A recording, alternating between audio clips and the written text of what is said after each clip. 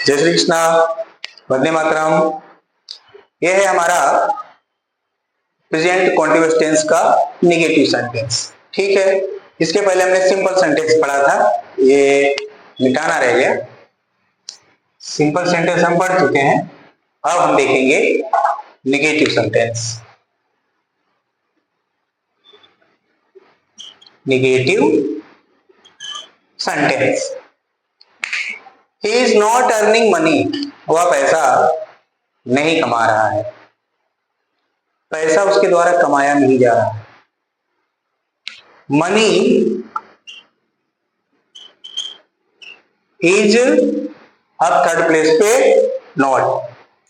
Simple sentence में not नहीं था, अब इसमें नॉट है। तो मैंने आपको बताया है कि जिस सेंटेंस में आपका एक्टिव वॉइस होगा पैसिव वॉइस उसमें बनेगी। तो इज नॉट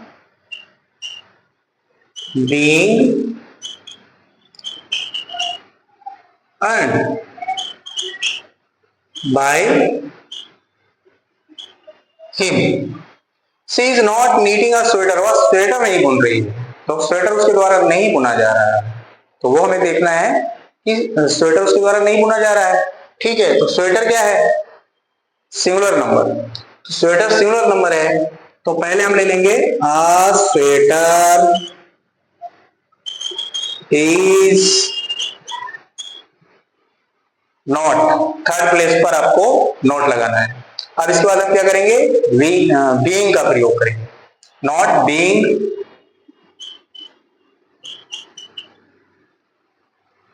नीटिंग का हो जाएगा बच्चों नीटेड बाय हर। सी है ना, तो इसका ऑब्जेक्टिव केस क्या हो जाएगा? Her. A sweater is not being knitted by her, ये हो गया हमारा passive voice. Mohan is not flying a kite, Mohan पतंग नहीं उड़ा रहा है, मोहन के द्वारा पतंग नहीं उड़ाई जा रही है। हाँ, काइट इज नॉट के बाद बीइंग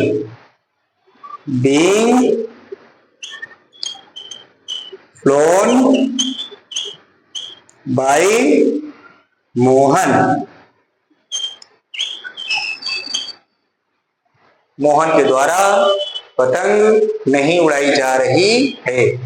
मोहन पतंग नहीं उड़ा रहा है, मोहन के द्वारा पतंग नहीं उड़ाई जा रही है। इसमें जो सब्जेक्ट होता है वो गौण हो जाता है, ठीक है, और क्रिया का भार आ जाता है ऑब्जेक्ट के ऊपर। They are not calling you, वे तुमको नहीं बुला रहे हैं। They are not calling you, वो तुमको नहीं बुला रहे हैं। ठीक, तो तुम उनके द्वारा नहीं बुलाए जा रहे हो, उनके द्वारा तुम बुलाए नहीं जा रहे हो। तो you are not being, you are not being called by them, तो उनके द्वारा नहीं बुलाए जा रहे। टीचर इज टीचिंग मी, शिक्षक मुझे पढ़ा रहा है या शिक्षक मुझे पढ़ा रहे हैं, तो मैं शिक्षक के द्वारा पढ़ाया जा रहा हूं। आई इसलिए बच्चों ताकि एम का भी यूज आप देख सकें। तो एम, सॉरी इसमें नॉट नहीं है, शिक्षक मुझे नहीं पढ़ा रहा है। ठीक है, तो बाकी का तो नेगेटिव है, तो इसको सिंपल ही रहने देते हैं। ठीक है, शिक्षक मुझे नहीं पढ़ा रहे हैं, ठीक नहीं है, शिक्षक पढ़ा रहे हैं। तो I am being, I am being taught by teacher. ठीक है, अगर नॉट होता यहां पर नेगेटिव सेंटेंस होता ये, तो यहां पर आपको मालूम है कि एम के बाद आपको नॉट लगा देना था बस। We are not selecting them, हम उनको चुनने नहीं जा रहे हैं, हम उनको नहीं चुन रहे हैं, हम उनको चयनित नहीं कर रहे हैं, तो वे हमारे द्वारा चयनित नहीं किए जा रहे हैं, उनका चयन हम नहीं कर रहे हैं। तो they are not being, they are not being. अब क्या है, सिलेक्टिंग, थर्ड फॉर्म सिलेक्टेड। हाँ, ये ध्यान रखना है बच्चों। जैसे हमको पास्ट सिंपल में वर्ब की सेकंड फॉर्म बहुत परेशान करती है ना, अक्सर आपकी भाई सेकंड फॉर्म क्या हो, भले एक ही टेंस में आती है लेकिन याद करनी पड़ती है। वैसे ही जितने भी हमारे परफेक्ट हैं सब में भी थ्री का यूज होता है। उसी तरह से पैसिव वॉइस में जो है हमेशा वर्ब थ्री ही लगती है, यानी वर्ब की थर्ड फॉर्म लगती है। तो ये आपको याद करना बहुत जरूरी होता है। तो विशेषकर क्या होता है इसमें, ज्यादा ज्यादा जो हमारी वर्ब है उनमें ईडी आता है और या तो आता है ई एन। ठीक है, तो ईडी बहुत ज्यादा आता है, फिर ई एन आता है, लेकिन और सेकेंड फॉर्म और थर्ड फॉर्म बहुत सारे वर्ब की जो है सेम है, लेकिन कुछ की अलग है। जैसे गो, वेंट, गॉन तो चेंज हो गई। ठीक है, कम, केम, कम तो इसकी फर्स्ट और थर्ड सेम है। ठीक है, लेकिन प्लेड, प्लेड ये जो है सेम है। लेकिन आप एक नियम बना लीजिए कि चाहे 5 ही वर्ब एक दिन में याद कीजिए, लेकिन आप वर्ब फॉर्म जरूर याद कीजिए, क्योंकि इनका आपको बहुत ही काम लगना है। टेंस में भी, नरेशन में भी आपको लगा ही है, और पैसिव वॉइस। ठीक है, तो वर्ब फॉर्म आपके पास एक अच्छा कलेक्शन होना चाहिए उसका। और हार्ड वर्ड जिसको बोलते हैं, वर्ड मीनिंग। ठीक है, वोकैबुलरी यानी शब्दार्थ, इसका भी कलेक्शन आपके पास अच्छा खासा होना चाहिए। अगर आप एक नियम बनाएं छोटा सा कि 10 भी याद करें पर डे का, तो एक महीने में आपके पास 300 वर्ड मीनिंग कलेक्ट हो जाएगी। ठीक है, और अगर आप 5 भी करते हैं तो अभी 150 मीनिंग हो जाएगी। जैसे अभी आपके पास कितनी वर्ड मीनिंग है, अब ये तो आप बेहतर जानते होंगे। ठीक है, तो वही जानते हैं, रीड, पढ़ना, लिखना, खाना, आना जाना। तो और भी आप अलग अलग याद कीजिए, और जितना ही आपके पास वर्ड कलेक्शन होगा उतना ज्यादा आपको सेंटेंस, टेंस, वॉइस, नरेशन ये सब करने में आसानी होगी। ओके, तो they are not being selected, third form क्या है इसका, सिलेक्टेड। तो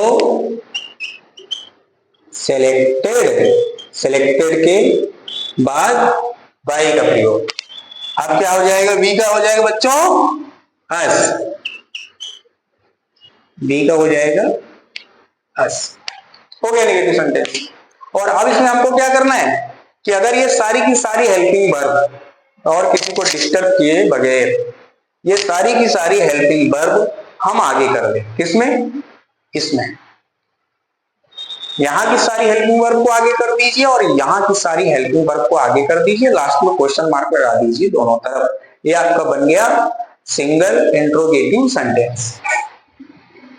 यहां की हेल्पिंग वर्ब आगे कर दो एक्टिव वॉइस की, पैसिव वॉइस में भी सारी हेल्पिंग वर्ब आगे, लास्ट में जो है आप लगा दीजिए क्वेश्चन मार्क।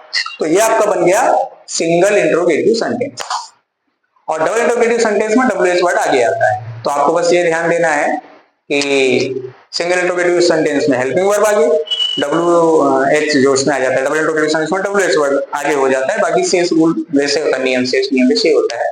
तो बस आपको ये ध्यान देना है, अच्छा समझा जाएगा। लेकिन मैं आपको सिंगल इंट्रोगेटिव सेंटेंस पर भी वीडियो बनाने ही जा रहा हूँ, बनाऊंगा, उस पर भी आप अलग से देख सकते हैं। लेकिन एक इजी फॉर्मूला था, हेल्पिंग वर्ब आगे सिंगल इंट्रोगेटिव सेंटेंस, इसमें भी हेल्पिंग वर्ब आगे सिंगल इंट्रोगेटिव सेंटेंस, लास्ट में क्वेश्चन मार्क लगा दिया, आपका काम फिनिश। ये बन गया सिंगल इंट्रोगेटिव सेंटेंस। रूल में भी वही काम करने का, हेल्पिंग वर्ब उठा करके आपने आगे रख दी, बन गया रूल आपका, सिंगल इंट्रोगेटिव सेंटेंस हो गया। डबल इंट्रोगेटिव सेंटेंस में भी हेल्पिंग वर्ब आपने उठाकर आगे कर दिया और उसके आगे आपने डब्ल्यूएच वर्ड लगा दिया, तो बन गया आपका रूल डबल इंट्रोगेटिव सेंटेंस का। और सेंटेंस में तो जो भी डब्ल्यूएच वर्ड रहे, why, where, when, how, how much, how many, ठीक है, जो भी हो। ओके, तो मैं एक अच्छा प्रयास कर रहा हूँ, ठीक है। और अगर एक भी विद्यार्थी इससे सीखा, मैं समझूंगा कि मेरी मेहनत सफल हुई, ठीक है। तो support my channel. Hello Tiwari sir, जय हिंद, वंदे मातरम।